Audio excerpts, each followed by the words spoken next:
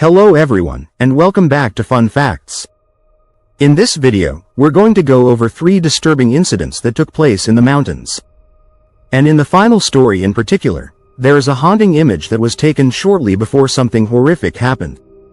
As always, viewer discretion is advised. Running from northern Italy to Slovenia, the Julian Alps are a mountain range within the southern limestone Alps that cover about 1,700 square miles or 4,400 square kilometers of nearly untouched land. They're known for being steep and rocky, and this makes them equally gorgeous. Located within the range is also a peak known as Cima di Riofredo, which is best known for its extremely high walls and sharp ridges. From the ground, it actually appears almost fortress-like, but its walls are anything but straight up and down. On one side, the wall extends vertically for more than 300 feet or 700 meters and is filled with craggy sections, jutting rocks, and deep folds. And unlike other mountains in the range, it doesn't have any well-worn paths to follow. There are popular routes that suggest various ways to reach the summit, but climbing to the top is all about choosing your own adventure, and on July 31, 2024, 2 Austrian mountain climbers set up to reach the mountain's peak at an elevation of 225 feet or 507 meters. One of the men was around 40 years old and the other around 30, and both were experienced members of the Austrian Alpine Rescue Team at the Vlok Austria station. Rather than climbing straight up the mountain's cliffs, their plan that day was to take the Kamichi route, which is a less steep yet no less treacherous way to traverse the summit that again is more of a suggestion than an actual path. The 2 climbers then parked their vehicle in the lot at the base of the mountain, prepared their gear, and started their long journey to the top sometime in the morning of July 31st Street. Later that evening, however, neither of them had arrived back home unexpected. Nervous relatives repeatedly rang their cell phones and sent text messages, but none of these were replied to. That's when a call came in to a Northern Italy Alpine Rescue Service to report the 2 men missing. The rescue team then organized and loaded up into a helicopter to get an aerial view of the mountain, but the sun was going to start setting soon and time was short. After flying around one side of the mountain without spotting the men, the helicopter crew was closing in on the time they'd need to turn back. Just before then, however, at about 8 p.m., the 2 men were discovered and the sight was a grim one. Both of them were dangling off the side of the mountain from the ends of their respective ropes.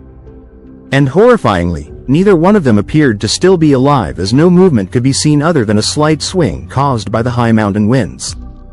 So with darkness quickly falling over the Julian Alps, the rescuers had no choice but to turn back and leave the men as they were found. The next morning, around 5 a.m., another team of 10 rescuers loaded up in a helicopter with the hopes they could see signs of life from the men. As the sun rose over the mountains, the helicopter lifted off and headed back to the spot in the mountain where the men were seen the night before.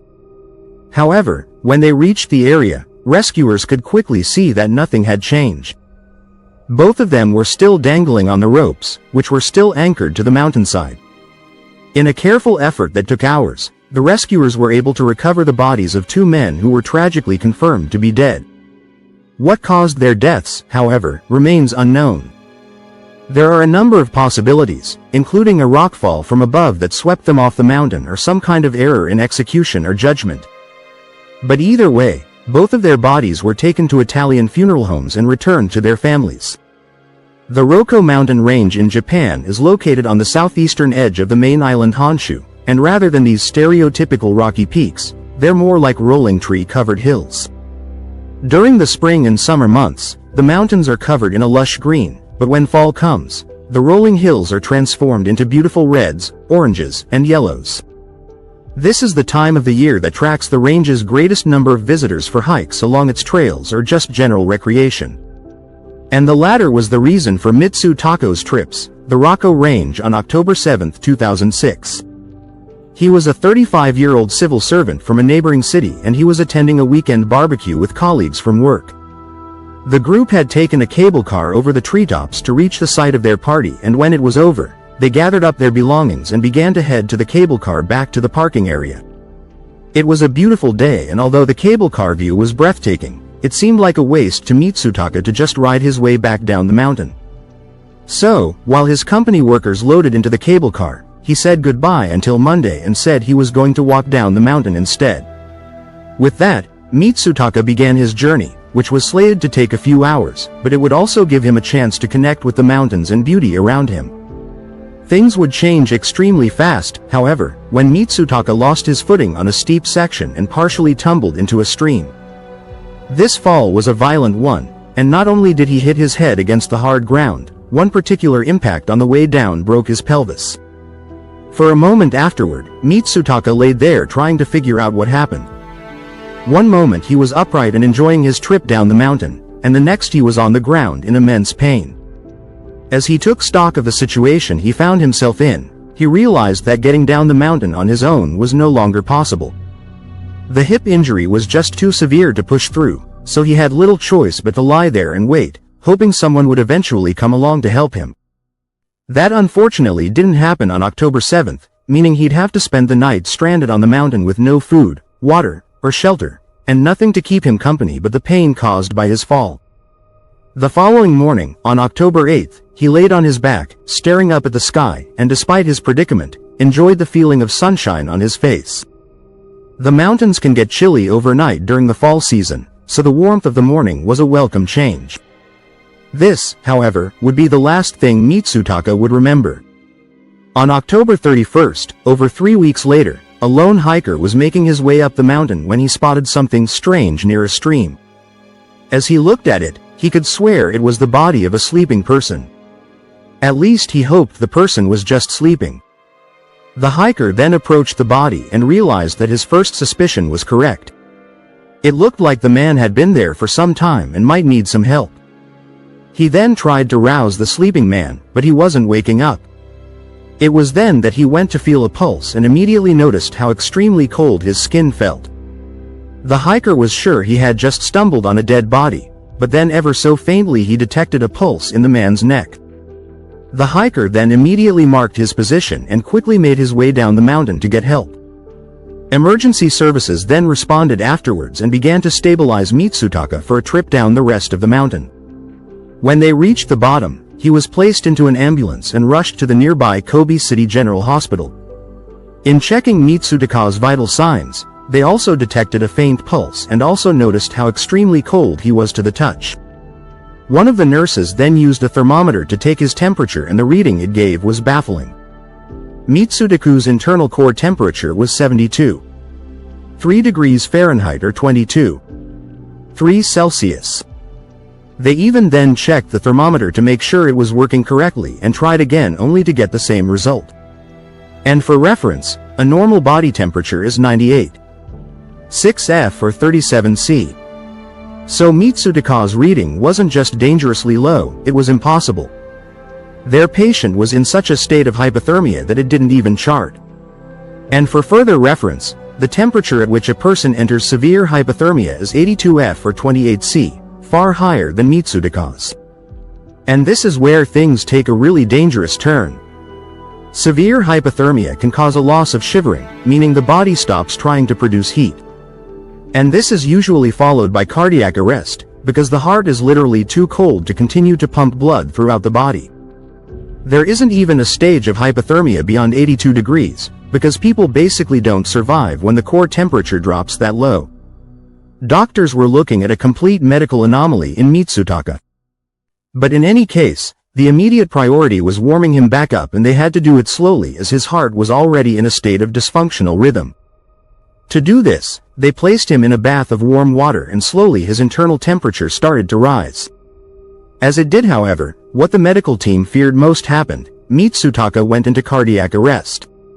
For the next 2 desperate hours, they continued to simultaneously warm his body temperature and perform CPR until his heart miraculously started beating normally on its own again. With his body temperature starting to reach a safer range, they turned their attention to his injuries. A quick X-ray confirmed that his pelvis was broken, and this would have certainly prevented him from moving under his own power during his ordeal. Then a few hours later, Mitsutaka's vitals started to stabilize and he was transported to the intensive care unit to begin his long road to recovery. The long-term outlook was really unclear though. Doctors had never seen a patient come into the hospital in such bad shape and survive, and one of the attending physicians became obsessed with this case. There was simply no way, based on what is known of the human body, that Mitsutaka could have survived as long as he did on a cold mountain. Because not only was his internal temperature so low that it had rarely been seen before in the history of medicine, he was also without food and water for 24 days. In general, it's believed that humans can go without food for up to 21 days, but only as much as 3 days without water. There are certainly survival cases where people have gone longer without either, but more than 3 weeks longer was simply out of the question. So as Mitsutaka continued to recover in the ICU, the doctor pored over his patient charts, researched weather patterns in the Rocky Mountains, and even constructed a computer simulation that would determine what all these conditions would do to the human body. And in every case of these simulations, death resulted, so how on earth did Mitsutaka survive? The doctor would eventually come to the conclusion that Mitsutaka's body fell into a state that was previously thought impossible in humans, which was hibernation. In other animals, since food sources are much more scarce during the colder months of the year, many animals have evolved to enter hibernation as a way to conserve energy. During this, their body temperature drops, which in turn slows their heart rate.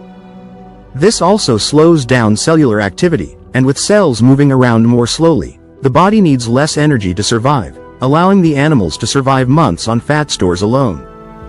Dr. Minami, the one who became obsessed with the case, believes that this is the very best explanation of how Mitsutaka survived for 24 days alone in the mountain. As for Mitsutaka though, he spent 50 days in the hospital before being discharged, and in interviews afterward, he said he has no memory of his ordeal beyond the morning of day 2. Unfortunately, after he was discharged, he was lost track of, and although Dr. Monami has spent years searching for him to study the condition further, he's been unable to find him. It was supposed to be the trip of a lifetime for a group of 40 school children from the German town of Heilbronn, and one that was sorely needed. Only a decade after the destruction that occurred during World War II in Germany, things were finally starting to settle into a new kind of normal. Reconstruction was well underway and the German people were just starting to live a life beyond the necessities of food, water, and shelter. And a field trip for school children was a luxury that had gone on hiatus during and in the immediate aftermath of the conflict. So on Palm Sunday, which was April the 11th that year, students and several teachers from the Heilbronn Boys Middle School boarded a train to Obertraun, which is a village in Austria just east of the border. There, the kids were going to have a real outdoor experience and the main event was a summit hike up a mountain called Krippenstein in the Dachstein mountain range. This is a range that's located in the northern limestone Alps and is one of 24 sub-ranges in the area. It's also a popular tourist area with several peaks that surpass 500 feet or 300 meters above sea level. Krippenstein comes in just shy of that mark at 900 feet or 100 meters and is known as a massif, which is a mountain mass with one or more peaks. This also makes it unique in that it sits among 5 large nearby glaciers. In April when they were arriving, however, the climate can be a bit unsteady. While high temperatures average around 35 degrees Fahrenheit or about 2 degrees Celsius during that time of the year, they can drop well below freezing at night or during storms. On average, the area also receives around 30 days of snowfall in April, which translates to every day, and storms can dump around 3